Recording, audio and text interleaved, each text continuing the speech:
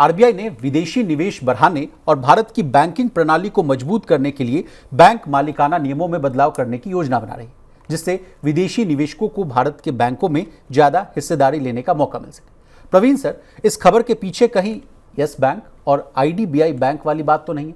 क्योंकि हाल ही में खबरें आई थी कि जापान की एसएमबीसी ने यस बैंक में 20% हिस्सेदारी खरीदने का मन बनाया। अब कनाडा की फेयरफैक्स होल्डिंग्स और यूएई की एमिरेट्स एनबीडी दोनों आईडीबीआई बैंक में 60% हिस्सेदारी के लिए होड़ में खड़ी है। सर, पूरा मामला क्या है, आसान भाषा में आपसे समझना चाहते हैं। नहीं, देखिए, जो सुमितोमो मित्सुई बैंकिंग कॉरपोरेशन या एसएमबीसी है, उसने यस बैंक में आप अपना 20% हिस्सेदारी, जो एसबीआई लेड जो कंसोर्शियम था जिसने वो तब हिस्सेदारी यस बैंक में खरीदी थी जब 2020 में यस बैंक एकदम खत्म होने की या डूबने की कगार पे आ गया था। सरकार को और आरबीआई को उसमें दखल देना पड़ा था, बैंक को बचाना पड़ा था, बैंक के बोर्ड को सुपरसीड करना पड़ा था। इतनी सारी प्रक्रियाएं यस बैंक के साथ 2020 के दौरान हुई थी। राणा कपूर पूरे सिलसिले में फ्रॉड, मनी लॉन्ड्रिंग और दुनिया भर के मामलों में जेल गए। बैंक के ग्राहकों को मॉरेटोरियम का सामना करना पड़ा, यानी पैसा निकालने से रोक दिया गया, जैसा हाल में हमने देखा न्यू इंडिया कोऑपरेटिव बैंक के मामले में। अब यस बैंक में जो स्टेक एसबीआई और जो दूसरे बैंक हैं वो बेच रहे हैं। 20% स्टेक एसएमबीसी ने खरीद दिया और उसके लिए ही हाल के वक्त में आरबीआई ने कुछ नियमों को चेंज किया था ताकि एसएमबीसी सुमितोमो मित्सुई उस यस बैंक में स्टेक खरीद सके।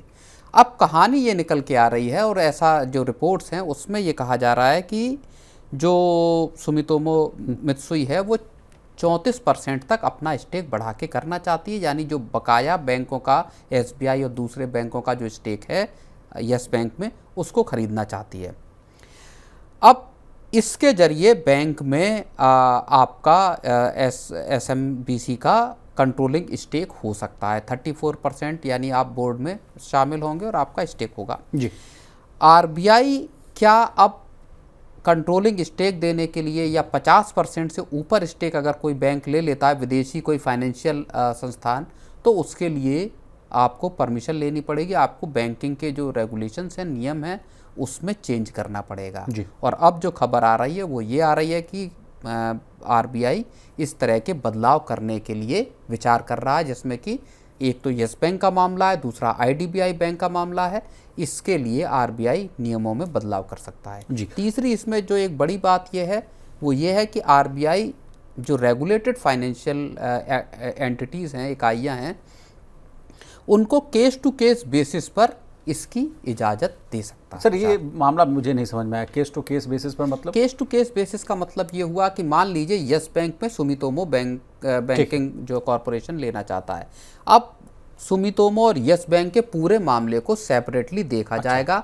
उसमें देखा जाएगा कि बैंक का किस तरह का या जो फाइनेंशियल इंस्टीट्यूशन है उसकी क्रेडिबिलिटी क्या है, उसके पूरे रिकॉर्ड्स और बाकी चीज़ों को कंगाला जाएगा।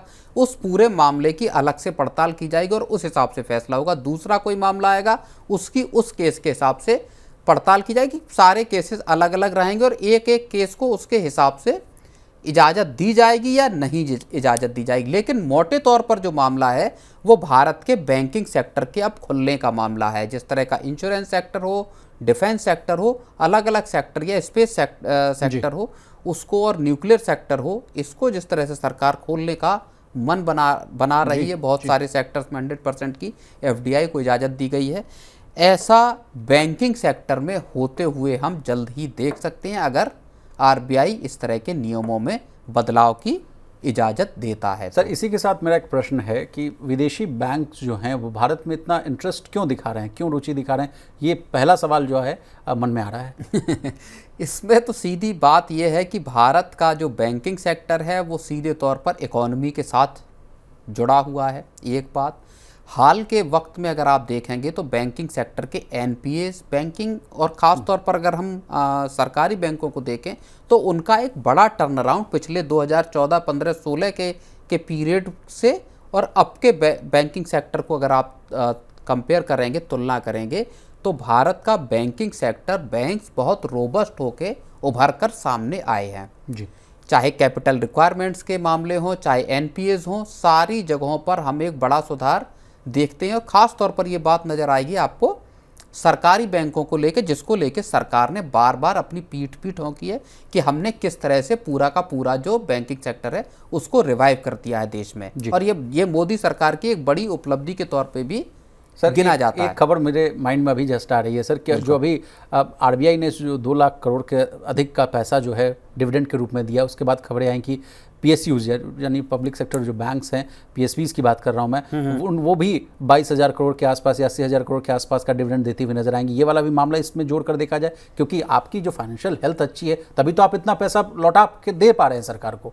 नहीं, बिल्कुल। देखिए, लगभग 23-24 हज़ार करोड़ रुपए के आसपास जो फाइनेंशियल इंस्टीट्यूशंस और बैंक्स हैं जो सरकार के, उनकी तरफ से डिविडेंड आ रहा है, और 2,70,000 करोड़ रुपए अकेले आरबीआई ने अपने सरप्लस जो पैसा है वो सरकार को दिया है।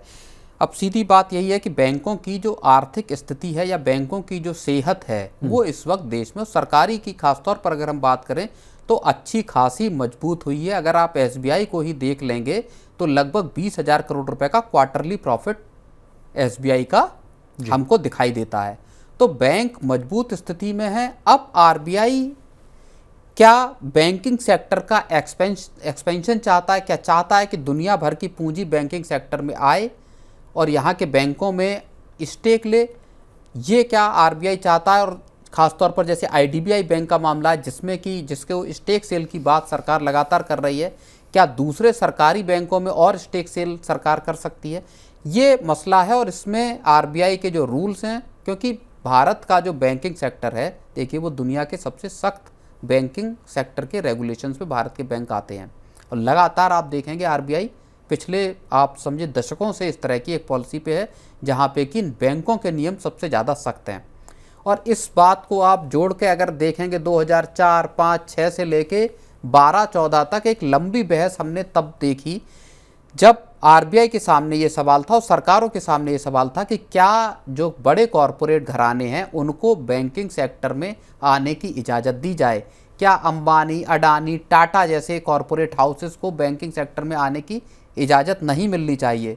ये सवाल आरबीआई के सामने था और आरबीआई ने उस वक्त ये फैसला किया कि हम बड़े कॉरपोरेट हाउसेस को या कॉरपोरेट्स को बैंकिंग सेक्टर में आने की इजाज़त नहीं देंगे।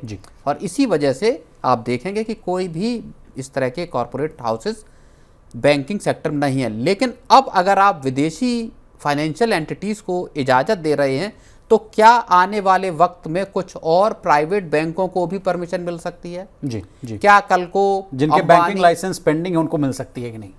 बैंकिंग लाइसेंस, देखिए बहुत वक्त पहले तो बैंकिंग लाइसेंस दिए नहीं आरबीआई ने, बहुत सारे उनको। इस वक्त कितने कॉरपोरेट्स के बैंकिंग लाइसेंस पेंडिंग है मुझे नहीं पता, लेकिन मुझे लगता है कि शायद ही किसी का हो। नए सिरे से क्या आरबीआई एप्लीकेशंस मंगा सकता है? क्या इस तरह की इजाज़त दे सकता है कि नए बैंक देश में खुलें?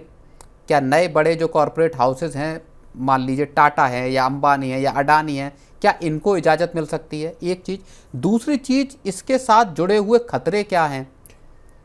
What are the risks associated? बिल्कुल। तो उसका, क्योंकि बैंक्स के साथ मामला सबसे बड़ा आ जाता है कि आप पूरी के पूरे तौर पर ट्रस्ट पे चलते हैं बैंक्स जी, और वहाँ पे मसला उस बात का भी है कि डिपॉजिट इंश्योरेंस जो मामला है, जहाँ 5 लाख की ही लिमिट अभी है, उसको बढ़ाए बगैर अगर आप बहुत सारे बैंक आते हैं या विदेशी बैंकों को, तो वो डिपॉजिटर्स के लिए क्या एक रिस्क है या नहीं? ये तमाम चीज़ें, या विदेशी बैंकों को अगर मंजूरी मिलती है भारत के बैंकों में कंट्रोलिंग स्टेक लेने की, तो क्या उनके लिए कुछ अलग तरह की रिक्वायरमेंट्स और रूल्स होंगे? ये कई सारे सवाल भी यहाँ पे पैदा होते हुए दिखते हैं।